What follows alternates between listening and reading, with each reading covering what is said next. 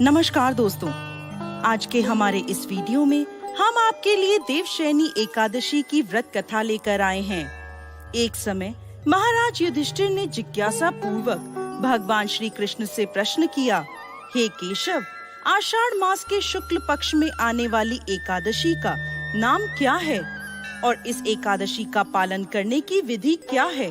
युधिष्ठिर महाराज की जिज्ञासा सुन भगवान श्री कृष्ण बोले, हे धर्मराज युधिष्ठिर, ध्यान पूर्वक सुनिए।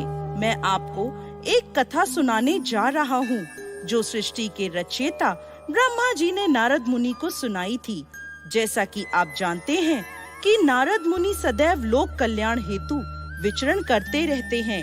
ऐसे ही एक दिन नारद मुनि विचरण करते हुए ब्रह्मा जी के पास पहुँचे और उनसे पूछने लगे, हे पिताश्री, आषाढ़ मास के शुक्ल पक्ष में कौन सी एकादशी आती है और किस प्रकार ये जीवों का उद्धार कर सकती है?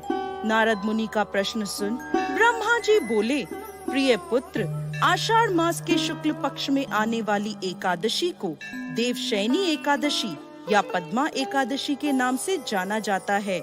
इसके विषय में अब मैं तुम्हें एक पौराणिक कथा सुनाता हूँ। ध्यान पूर्वक सुनो। सतयुग के समय में पृथ्वी पर सूर्य वंश के अत्यंत पराक्रमी और धर्मपरायण राजा मानधाता राज्य करते थे। एक समय राजा मानधाता के राज्य में अकाल पड़ा। प्रजा दुखी थी और भूख प्यास से व्याकुल थी। हवन आदि शुभ कार्य भी सभी बंद हो गए थे। यह देख राजा को बहुत दुख हुआ। इस चिंता से वो वन की ओर चले जाते हैं। वन में भटकते भटकते राजा ऋषि अंगीरा के आश्रम में पहुँचते हैं। आश्रम में पहुंचकर वो ऋषि से बोलते हैं, हे सप्तऋषि, मैं आपकी शरण में आया हूँ। मेरे राज्य में अकाल पड़ा है। प्रजा कहती है कि राजा के पापों से प्रजा को दुख प्राप्त होता है, परंतु मैंने अपने जीवन काल में किसी प्रकार का कोई भी पाप नहीं किया है। आप दिव्य दृष्टि से देखकर बताएं कि मेरे राज्य में अकाल पड़ने का क्या कारण है।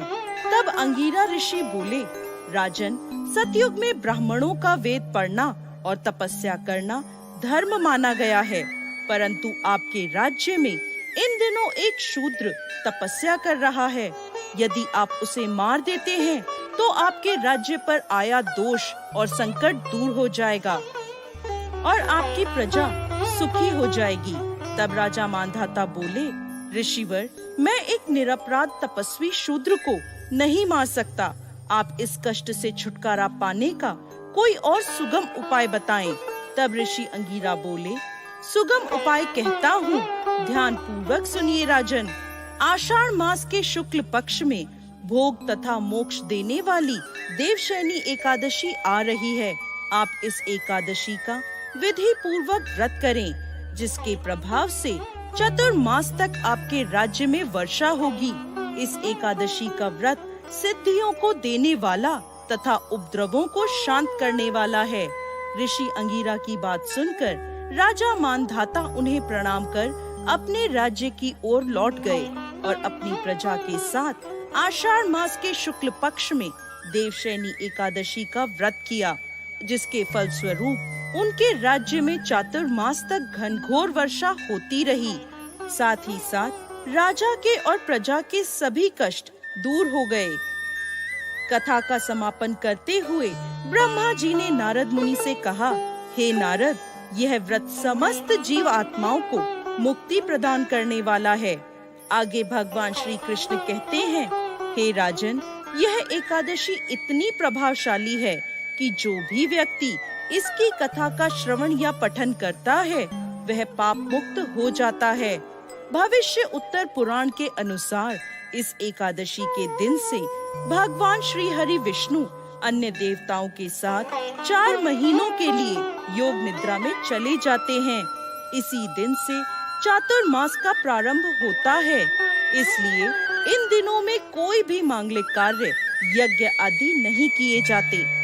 जय श्री हरि विष्णु।